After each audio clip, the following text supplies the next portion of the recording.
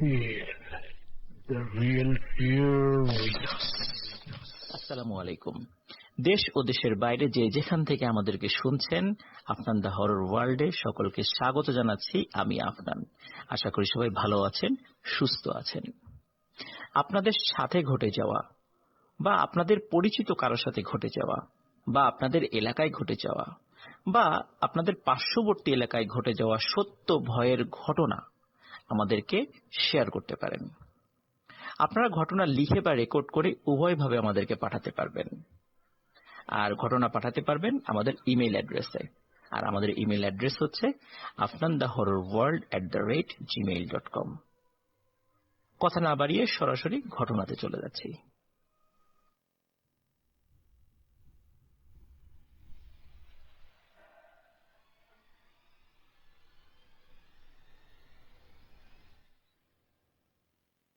প্রিয় লিসেনার্স, এখন যে ঘটনাটি আমি আপনাদেরকে শেয়ার করতে যাচ্ছি, এই ঘটনাটি খুবই অদ্ভুত এবং রহস্যময় একটি ঘটনা। এই ঘটনাটি আমি জানি না আগে আপনারা কোথাও শুনেছিলেন কিনা বা এই টাইপের কোনো ঘটনা শুনেছিলেন কিনা, আমার জানা নেই। আমিও কখনো এই ধরনের ঘটনা বলিনি, বিশেষ করে ঘটনার মূল প্রেক্ষাপট যেটা সেটা। তো এই ঘটনাটি আমি নিজেই সংগ্রহ করেছি আমার এক খালার কাছ থেকে। আর ঘটনার স্থান মানিকগঞ্জের আরিচা এলাকায়। সময় 1951 কি 52 এরকম সময়, আসলে নির্দিষ্ট করে কিছু বলা যায় নাই, তবে বলেছে যে 1950 সালের পরে 60 সালের আগে মধ্যবর্তী কোন একটা সময় হতে পারে, বা তার আগেও হতে পারে, তার পরেও হতে পারে, নির্দিষ্ট করে বলা খুব মুশকিল। তো ওই এলাকায় দুইজন ব্যক্তি ছিলেন, ওনারা কোনো কারণে ঢাকাতে এসেছিলেন কোন একটা কাজে। তো কাজ সেরে ওনারা ফিরছিলেন। আগে তো যোগাযোগ ব্যবস্থা এতটা ভালো ছিল না, দিনে দিনে কিন্তু ঢাকায় গিয়ে কাজ সেরে আবার বাড়িতে ফেরত আসা অনেক কঠিন ছিল। আগের দিন যেত ঢাকায় কাজ সেরে, আবার কাজ শেষ করে রওনা দিতে দিতে অনেক রাত হয়ে যেত। তো ওনারা কাজ শেষ করে রওনা দেন। স্বাভাবিকভাবেই ওনাদের বাড়িটা গ্রামের মধ্যে ছিল, এবং ওনারা যেই গ্রামের বাসিন্দা ছিলেন, ওই গ্রামটি এখন আর নেই, কারণ পদ্মার ভাঙনে ওই গ্রাম বহু আগেই বিলীন হয়ে গিয়েছে। এখন সেটার অস্তিত্ব আর খুঁজে পাওয়া যাবে না। লোকমুখে শোনার মাধ্যম দিয়ে এই ঘটনাগুলো হয়তোবা কোনো কোনো মানুষের কাছে রয়ে গিয়েছিল। ঠিক এমনই একটি ঘটনা এটি। তো ওনারা ফিরতে ফিরতে অনেক রাত হয়ে যায়। তো ওনারা কিন্তু ঠিক পথ দিয়েই ফিরছিলেন, ওনাদের বাড়ির যে রাস্তা সেই রাস্তা দিয়েই ফিরছিলেন। তো ওইটা তো আসলে চরাঞ্চলের একটা গ্রাম ছিল, আশেপাশে শুধু ধুধু বালু, অনেক দূরে দূরে একটি বাড়ি। আর গভীর রাত হয়ে গেলে সেই বাড়ির আলো, হারিকেনের আলো বা পিদিম, এগুলো নিভিয়ে দেওয়া হয়, যার কারণে আলোর যে অস্তিত্ব সেটাও কিন্তু খুঁজে পাওয়াটা খুব মুশকিল হয়। চাঁদের আলোতে চলা যায়, বা হাতে টর্চ লাইট থাকলে সেটা দিয়ে চলা যায়। চর এলাকায় আসলে ফিক্সড কোনো রাস্তা থাকে না, তো যার কারণে মোটামুটি আন্দাজ করে বাড়ির পথটা নির্ণয় করতে হয়। তো ওনারাও ওইভাবেই আন্দাজ করে বাড়ির পথ নির্ণয় করে যাচ্ছিলেন, এবং আশেপাশের যেই বিভিন্ন চিহ্ন সেগুলো দেখে বুঝতে পারছেন ওনারা ঠিক পথ দিয়ে যাচ্ছেন।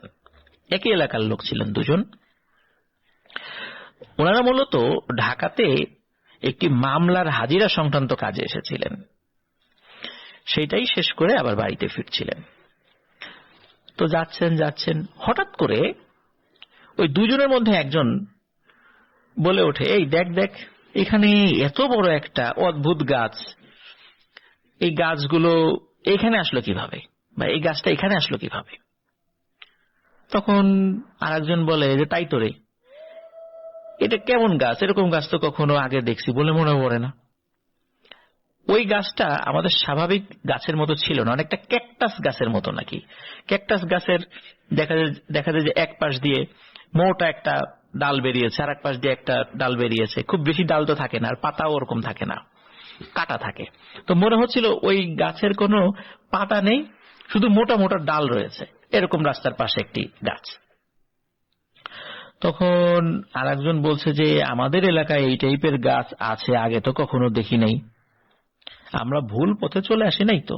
তার একজন বলছে, হ্যাঁ আমরা মনে হয় ভুল পথে চলে আসছি, রাতের বেলা আমরা বুঝতে পারি নাই, চল আমরা ঠিক পথ দিয়ে যাই। তো ওনারা চিন্তা করলেন যে কোন দিক দিয়ে যেতে পারেন। তো ওনাদের একটা মাপ ছিল, যে গ্রামের লোক তো অনেক সময় ওই যে নক্ষত্রের অবস্থান বুঝতে পারতেন যে কোনটা কোন দিক। তো আকাশের দিকে তাকিয়ে উনি চিন্তা করলেন যে আরে আমরা তো ঠিক পথেই আছি, এটাই তো আমাদের বাড়ির রাস্তা মনে হচ্ছে। কিন্তু গাছ দেখে তো মেলে না, গাছ তো বাড়ির রাস্তা মানে প্রকাশ করছে না, কারণ তার বাড়ির রাস্তায় টাইপের কোনো গাছ নাই। তখন ওই পাশের একজন বলছে যে না, তোর ওই মানে তারা দেখায় ভুল হচ্ছে, চল তো আমরা অন্য রাস্তা দিয়ে যাই, আমার মনে হয় আমরা ভুল রাস্তায় আসছি, অন্যদিকে যাই। তো ওনারা অন্যদিকে হাঁটা শুরু করেন। তো অন্য দিক দিয়ে হাঁটছেন, হঠাৎ করে ঠিক সেম টাইপের একটা গাছ আবার ওনারা দেখেন। তখন বলেন যে আরে কি ব্যাপার, এই রাস্তায় একই ধরনের গাছ, তো এইবারের গাছটা তো মনে হচ্ছে আগের থেকে একটু বড়। এমন যদি হইতো যে না ওই গাছটাই, তাহলে তো বলতে পারতাম যে ভুল করে আমরা ঘুরে ঘুরে একই জায়গায় চলে আসছি, কিন্তু এবারের গাছটা তো দেখে মনে হচ্ছে আগের থেকে বড়। তাহলে এই গাছগুলো কোথা থেকে আসলো? আমাদের আশেপাশের গ্রামেও এই টাইপের গাছ আছে বলে আমরা জানি না। তাহলে মনে হয় আমরা আমাদের গ্রাম থেকে অনেক দূরে অন্য কোথাও চলে আসছি রাতের বেলা ভুল করে। কিন্তু এরকম ভুল হওয়ার কথা নয়, কারণ তাদের প্রত্যেকের বয়সই ছিল 50-এর উপরে, তাদের আশেপাশের সব জায়গা চেনা ছিল। এমনটা নয় যে তারা নেশাপানি করেছেন, চোখে ধাঁধা দেখছেন, বিষয়টা এরকম নয়। তারা বড়জোর বিড়ি খেতেন, এর থেকে বেশি কিছু আর কোনো বদ অভ্যাস তাদের ছিল না। এখন তারা তো গোলক ধাঁধায় পড়ে গেছেন, কি হইল, কোন দিকে যাব বাড়ি। এখন যাই হোক, ওনারা ওনাদের মতো করে খুঁজছেন, কিন্তু বাড়ির হদিস আর ওনারা পাচ্ছেন না।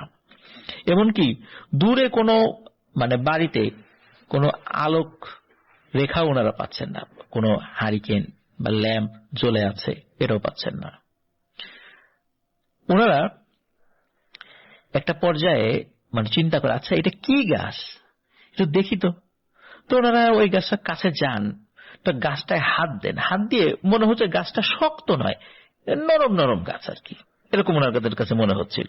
কোনো কাটা টাটা নেই, কোনো ক্যাকটাস না, মনে হচ্ছে একটু নরম টাইপের গাছ, কিন্তু কোনো পাতা নেই।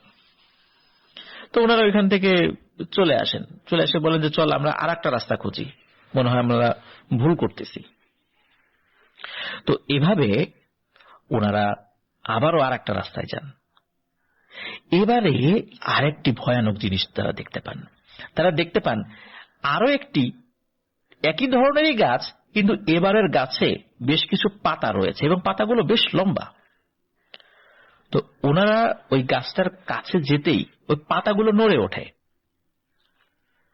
ওনারা চিন্তা করেন কি ব্যাপার, পাতাগুলো নড়ে উঠলো, নড়তেই পারে, কারণ পদ্মা নদীর বাতাস তো এখানে এসে লাগবে, এটাই স্বাভাবিক। আর বাতাস তখন ছিল, পাতাগুলো নড়ে উঠতেই পারে। কিন্তু নড়াগুলো মনে হচ্ছে অস্বাভাবিক, কারণ বাতাসে যখন গাছের পাতা নড়ে, তার বাতাস যেদিকে বয় পাতাগুলো কিন্তু ওই দিকে ঝুঁকে পড়ে। কিন্তু ওনাদের কাছে মনে হচ্ছিল এক একটা পাতা এক এক দিকে নড়ছে, আর পাতাগুলো বেশ বড়। তো ওই টাইপের গাছ, এই টাইপের পাতা ওনারা কখনো দেখেননি। অন্ধকারে বা চাঁদের আলোতে ওনারা মোটামুটি স্পষ্টই বুঝতে পারছিলেন, আর চাঁদের আলোতে ওই পাতাগুলো চিকচিক করছিল। এর মধ্যে হঠাৎ করে দুজন একসাথে একটি ভয়ানক জিনিস দেখে প্রচন্ড আতঙ্কিত হন। সেটি হলো, ওনারা দেখেন ওই প্রত্যেকটা পাতা আসলে একটা মানুষের চোখের মতো হয়ে গেছে। অন্ধকারে তো মানুষের চোখ ওইভাবে বোঝা যায় না, কালোই দেখায়, কিন্তু ওই পাতাগুলো মনে হচ্ছে দিনের বেলা মানুষের চোখ যেভাবে সাদা থাকে, সাদার মধ্যে কালো মণি থাকে, ঠিক ওই রকম করে ওই চোখগুলো পিটপিট করছে। এইটা দেখার পর ওনারা আসলে নিজেদের মতো করে চিৎকার চেঁচামেচি করতে করতে দৌড়াতে থাকেন। কে যে কোন দিক গেছেন এটার আসলে কোনো মানে হদিস নাই। সকালবেলা ওখানকার লোকজন এক একজনকে এক এক জায়গা পায়, দুইজনকে দুই জায়গা পায়, মানে দুইজন অজ্ঞান হয়ে পড়ে আছে আর কি দুই জায়গায়। তো লোকজন তাদেরকে চিনত, উদ্ধার করে। আসলে তারা তাদের গ্রামেই ছিল, অন্য কোনো গ্রামে তারা যায়নি। যখন তাদের জ্ঞান ফিরে আসে, এই ঘটনাগুলো এলাকাবাসীদেরকে বলেন। এলাকাবাসী বলে যে ধুর বেটা, তোরা ঢাকায় গেছিস, নিশ্চয়ই তোরা কিছু নেশাপানি করছিস, নাহলে তো এরকম অদ্ভুত জিনিস দেখার কথা না। কই আমরা তো এই গ্রামে এতদিন আছি, কই আমরা তো রাতের বেলা চলাফেরা করি, কখনো তো এই টাইপের কোনো গাছ দেখি নাই। এই টাইপের গাছ কোনো নাই, আমাদের গ্রামেই নেই, আশেপাশের কোনো গ্রামে এই টাইপের কোনো গাছ নেই, এই যে এই ধরনের গাছের বর্ণনা তোরা দিচ্ছিস। এখন ওরা তো আসলে মানুষকে বোঝাতে পারে না, কিন্তু ওই গ্রামে অত্যন্ত প্রবীণ একজন মানুষ ছিলেন যার বয়স 100-র উপরে। তো উনি লাঠিতে ভর করে চলাফেরা করতেন। 100 বছর বয়স হলে উনি মোটামুটি চলাফেরা করতে পারতেন আর কি, কষ্ট করে হইলেও। তো উনি জিজ্ঞেস করেন এই কি হয়েছে রে? তখন বলে যে এই দেখো, এরা বলে যে এরা নাকি এই টাইপের জিনিস দেখছে। তখন ওই লোকটি বলে যে সর্বনাশ, আমার এক আত্মীয় এরকম একটা জিনিস দেখছিল, কিন্তু এই দেখার বেশ কিছু বছর পর তার অপমৃত্যু হয়েছিল। সে একটা গাছে গলায় দড়ি দিয়ে মারা গিয়েছিল। এবং মুরব্বীরা বলে যে এই টাইপের রহস্যময় ভয়ানক গাছ যার সামনে দেখা দেবে তার নাকি গলায় দড়ি দিয়ে মৃত্যু হবে। এই ধরনের একটা কুসংস্কার মুরব্বীদের মধ্যে প্রচলিত ছিল। আর এই গাছ স্বাভাবিক কোনো গাছ না, এটা বলা হয় জিনেদের দেশের গাছ, মানে ওই মুরব্বী ওইভাবে নাকি বলেছিলেন। কিন্তু আসল বাস্তবতা হচ্ছে এই গাছগুলো আসলে কোনো গাছই নয়, এটা জিন হবে।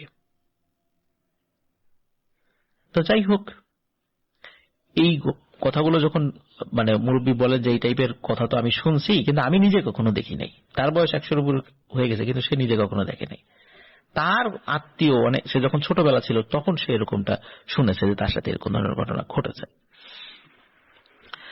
তো যাই হোক, এই ঘটনার পর যেটা হয় যে লোকজন বলে যে তোমরা তো এই ধরনের ভয়ানক একটা ঘটনা দেখছো বা প্রত্যক্ষ করেছো, তাহলে একটু দোয়া খায়ের করে দিও, কিছু গরিব মানুষ মানে খাবার দিয়ে দিও। ওনারা দুজনও আসলে খুব গরিব মানুষই ছিলেন, আসলে কি দোয়া মানে করাবেন, কি গরিব মানুষ খাওয়াবেন, ওনাদের আর্থিক অবস্থা অতটা ভালো ছিল না। তো বিষয়টা আসলে ওনারা অতটা গুরুত্ব দেননি। সেই 100 বছর যার বয়স বা তারও বেশি বছর বয়স, সে ছোটবেলায় তার এক আত্মীয়ের সাথে ঘটছে, সেটাই সত্য কিনা নাকি এই মুরব্বী মানে বুড়া হয়ে গেছে উল্টাপাল্টা বলতেছে, এইসব বিষয় চিন্তা করে তারা আসলে বিষয়টাকে গুরুত্ব দেননি। বিষয়টা এভাবেই আস্তে আস্তে মানুষের মন থেকে